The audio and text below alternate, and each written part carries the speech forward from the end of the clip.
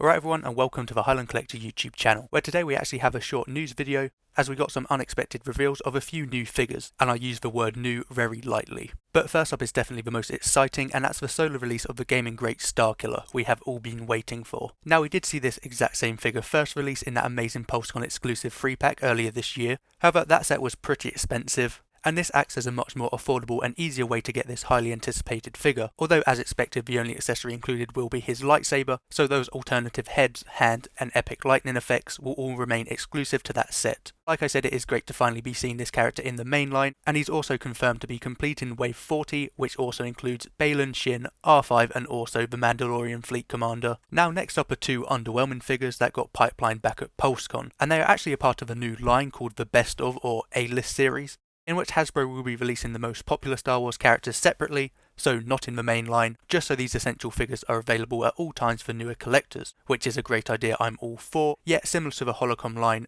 their figure picks are far from perfect, in fact they're just downright idiotic. As firstly we have another New Hope Vader, which is not a new mould we were expecting, but instead it's just another repack, and this is beyond disappointing because the New Hope Vader is one that I would have liked to have seen updated, yet laziness got the better of Hasbro again it seems. And this release just feels redundant, especially considering we've gotten so many different Vaders recently, and I know he is the face of Star Wars and is literally one of the greatest characters ever created, but there is such thing as oversaturation, especially considering this exact same figure will be included within the next International Archive wave, so good job Hasbro. But it gets even worse because of course to go with Vader in the Best of collection we're getting another Din Djarin, which is another repack with the main difference being the name of the figure, which is now the Mines of Mandalore, because this will serve as the Season 3 version of Mando. And it's not even the best figure of this character we've gotten, as it seems like Hasbro is actually going backwards with this one, because it's literally the Book of Boba Fett Mando but without the soft goods or the jetpack, so why anyone would buy this one over that one, or any of the other hundreds of Mandos we've gotten recently is beyond me. I mean, I guess Hasbro intends to have these figures on shelves for a longer period of time, but still you could have actually repacked the best version of these characters to go in the Best of line, and if these figures are on shelves for several years, knowing Hasbro we will probably see even more Vaders and Mandos come and go, which will probably be better than these out-of-date figures, making them even more redundant. So again, another round of applause for the Black Series team on that one.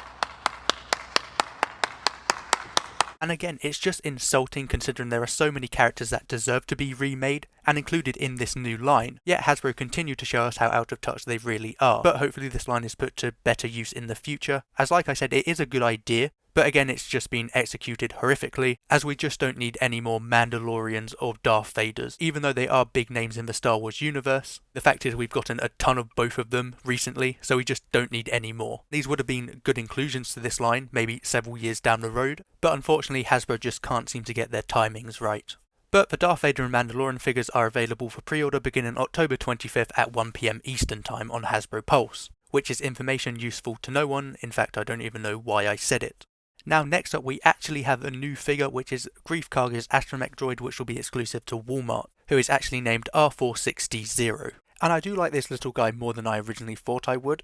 The colour scheme's also pretty cool, I mean I like the orange and the red, and I think it's just good to get more droids on that new R2 body that come with a ton of accessories too, but if I'm being honest I would have preferred if they made more important droids first, because this guy just feels kind of out of place, especially considering we don't have a Season 3 Greef to go with him. But we did however get a sneak peek at another upcoming figure, that being a new Paz Vizsla, whose shoulder can be seen on the mural art of this droid's packaging, and he's another character who we don't really need another figure of, but I'll save that rant for another video after he's officially revealed. But anyway, let me know what you think of today's reveals down below in the comments, and as always thank you for watching and I'll see you in the next one. Bye.